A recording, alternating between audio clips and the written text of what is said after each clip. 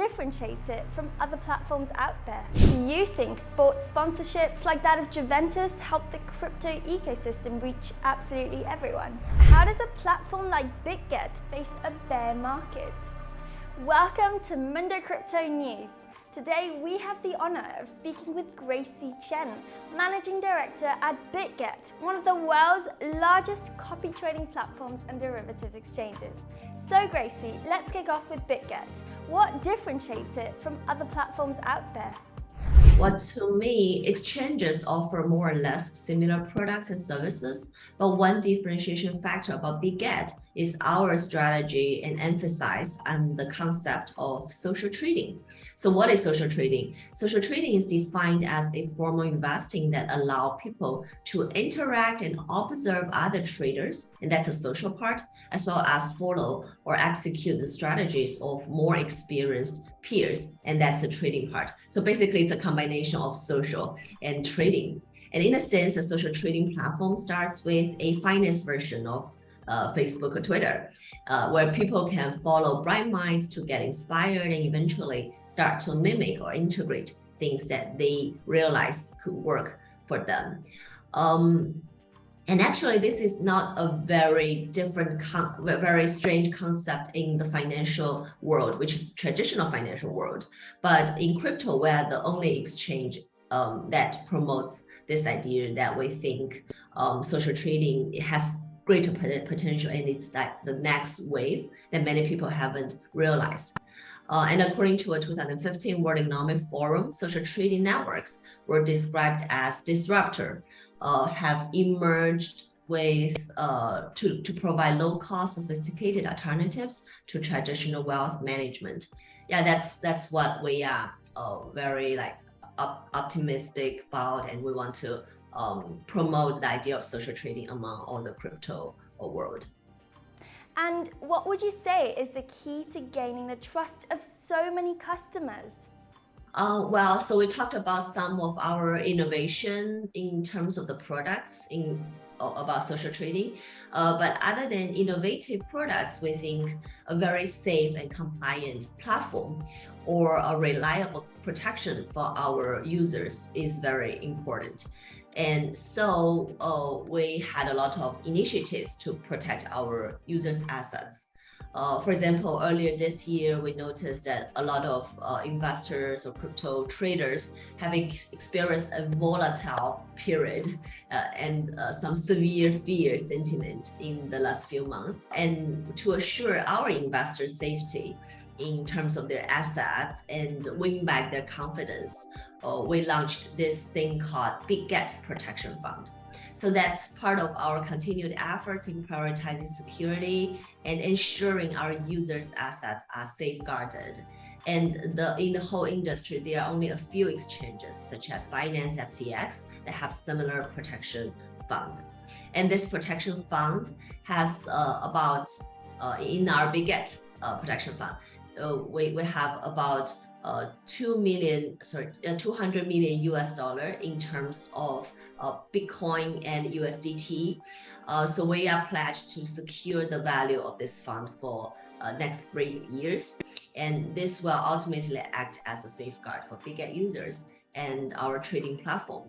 Will also help our users in the new era of safety and protection in the crypto space as a whole.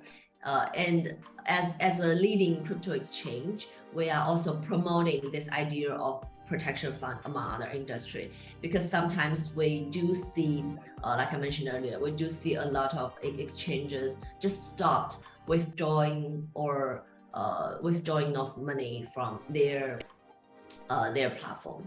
And we think that's just very bad. And sometimes they don't have enough reserve to protect their users or protect their exchanges in some events such as hack or system instability.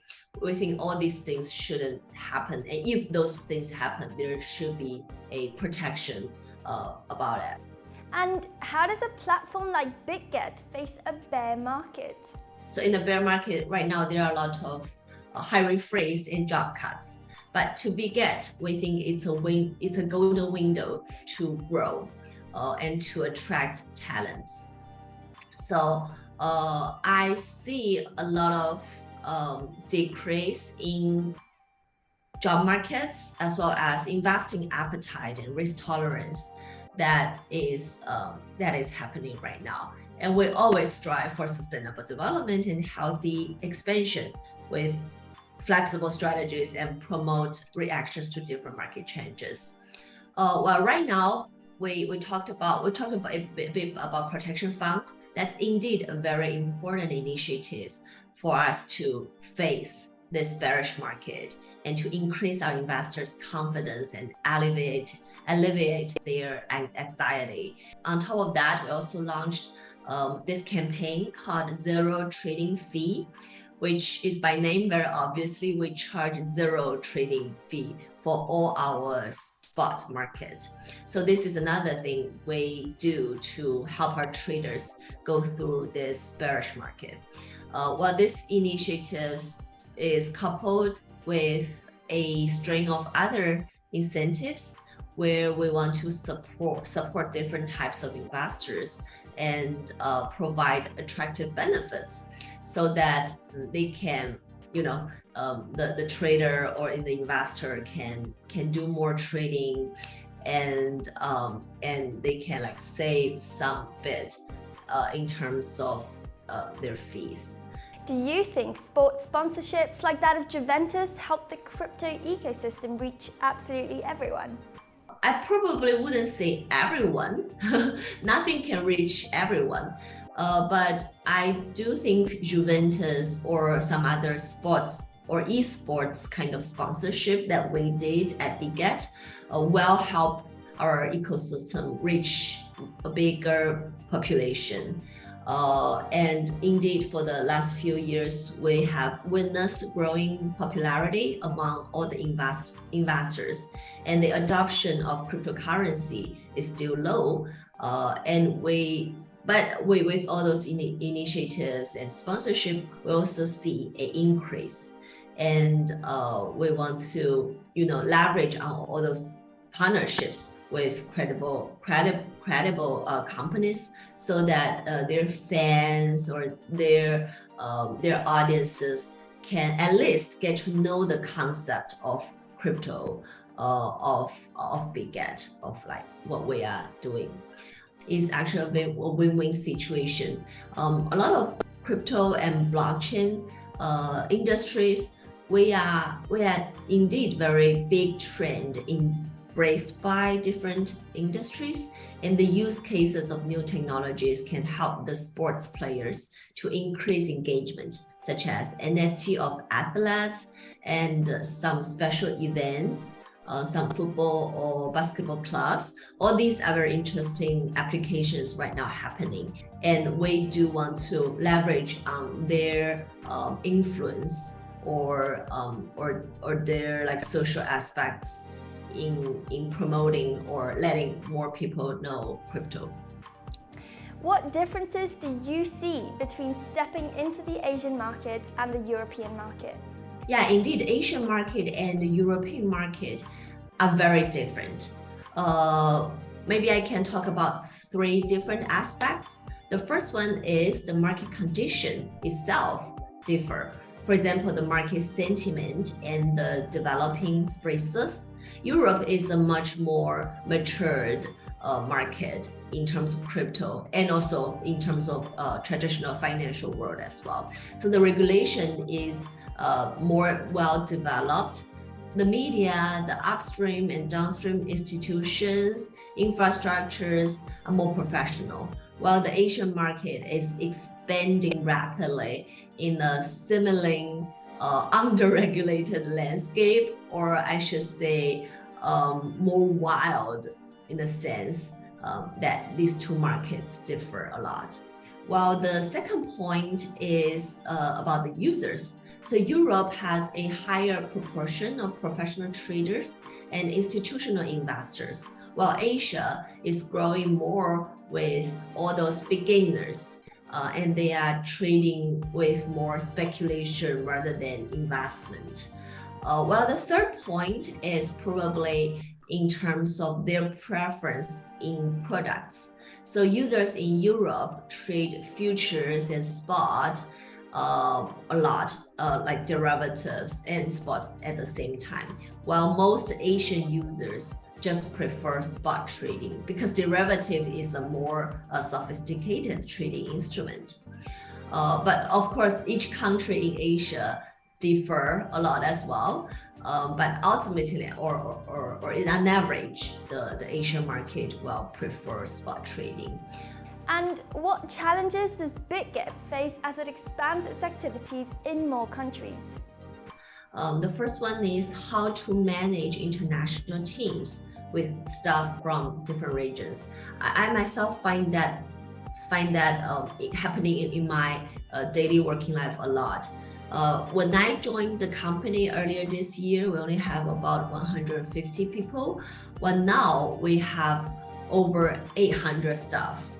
And sooner we target to hit 1,000 at end of this year in terms of our headcounts in the whole company. So the task to manage such a global and big team is very challenging yet rewarding.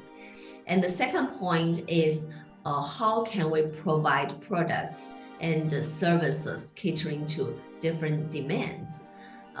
As previously, we focus more on derivative, but now we have increased our diversified services to a full product line, from derivative to spot to swap to launch pool, launch pad, and we also have a wallet serving the need of NFT. So there are basically all the full product line in crypto, we do them. And we have enhanced this platform with also like the fiat business segments.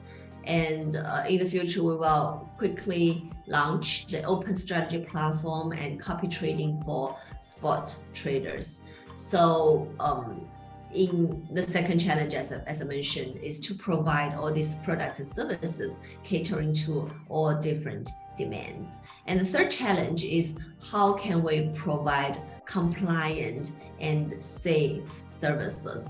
Because the crypto world has gone through the Wild West days back in 2019, and now we have a lot of, we saw a lot of industrial players are growing savagely without control. But as a global regulation on cryptocurrency continues to improve, we think adapting ourselves to this changing regulation environment by building the compliance team and also by applying for licenses in different regions is very important. Great. Well, thank you so much for your time today, Gracie. We really appreciate getting your insight on this matter.